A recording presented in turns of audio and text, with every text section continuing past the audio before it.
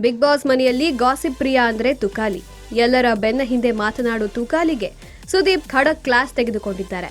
ಹೆಣ್ಣು ಮಕ್ಕಳಿಗೆ ಗೌರವ ನೀಡದೆ ಬೆನ್ನ ಹಿಂದೆ ಮಾತನಾಡುತ್ತಿದ್ದ ತುಕಾಲಿಗೆ ಸುದೀಪ್ ವಾರ್ನಿಂಗ್ ಕೊಟ್ಟಿದ್ದಾರೆ. ಎಸ್ ಆರ್ ನೋ ರೌಂಡ್ ವೀಕೆಂಡ್ನಲ್ಲಿ ಯಾವಾಗ್ಲೂ ಇರ್ತದೆ. ಆ ರೌಂಡ್ನಲ್ಲಿ ಮನೆಯಲ್ಲಿ ಸ್ಪರ್ಧಿಗಳು ನಡೆದುಕೊಳ್ಳುವ ರೀತಿ, ಬಂದಂಥ ಅಭಿಪ್ರಾಯಗಳ ಮೇಲೆ ಪ್ರಶ್ನೆಗಳನ್ನ ಕೇಳಲಾಗುತ್ತದೆ. ಅದಕ್ಕೆ ಸ್ಪರ್ಧಿಗಳು ಬೋರ್ಡ್ ತೋರಿಸಿ ವಿವರಣೆಯನ್ನ ನೀಡಬೇಕಾಗುತ್ತದೆ. ಇಂದಿನ ರೌಂಡ್ನಲ್ಲಿ ನಮ್ರತಾ ಹಾಗೂ ಸಂಗೀತ ವಿಚಾರವೇ ಹೈಲೈಟ್ ಆಗಿತ್ತು. ಬಿಗ್ ಬಾಸ್ ಮನೆಯಲ್ಲಿ ಸದಾ ಗಾಸಿಪ್ ಮಾಡುವವರು ಎಂದ್ರೆ ಸಂತು ಪಂತು. ಬಿಗ್ ಬಾಸ್ನ ಇಷ್ಟು ದಿನದ ಜರ್ನಿಯಲ್ಲಿ ಒಬ್ಬೊಬ್ಬರ ಮನಸ್ಸು ಒಂದೊಂದು ರೀತಿಯಾಗಿತ್ತು. ಫಸ್ಟ್ ಹಾಫ್ ಒಬ್ಬರ ಜೊತೆಗೆ ಇದ್ರೆ ಸೆಕೆಂಡ್ ಹಾಫ್ ಇನ್ನೊಬ್ಬರ ಜೊತೆಗೆ ಇರೋದನ್ನ ಎಲ್ಲರೂ ಗಮನಿಸಿದ್ದಾರೆ.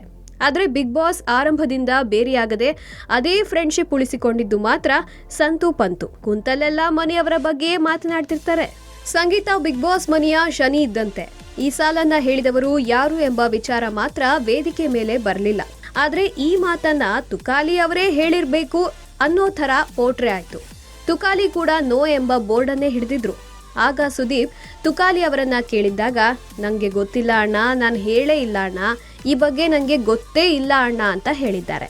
ಬಳಿಕ ನಮ್ರತಾ ವಿಚಾರದಲ್ಲೂ ಸಂತು ಪಂತು ಮಾತನಾಡಿದ್ದಾರೆ.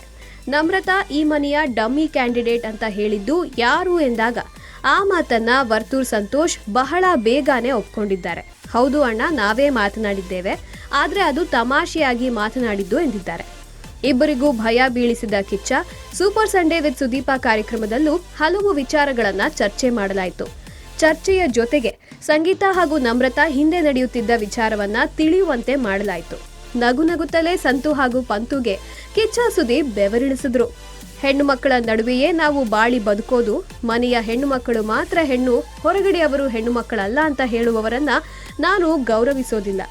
ಎಲ್ಲಾ ಹೆಣ್ಣು ಮಕ್ಕಳಿಗೆ ಗೌರವ ನೀಡಲೇಬೇಕು ಎಂದು ಬುದ್ಧಿವಾದ ಹೇಳಿದ್ದಾರೆ. ಕಡೆಗೆ ತುಕಾಲಿ ಹೆಣ್ಣು ಮಕ್ಕಳಿಗೆ ಕ್ಷಮೆಯನ್ನ ಕೇಳಿದ್ದಾರೆ. ಮನೆಯ ಹೆಣ್ಣು ಮಕ್ಕಳು ನಮ್ರತಾ, ಸಂಗೀತ, ತನಿಷಾಗೆ ಕ್ಷಮೆ ಯಾಚಿಸಿದ್ದಾರೆ. Digital desk, public music.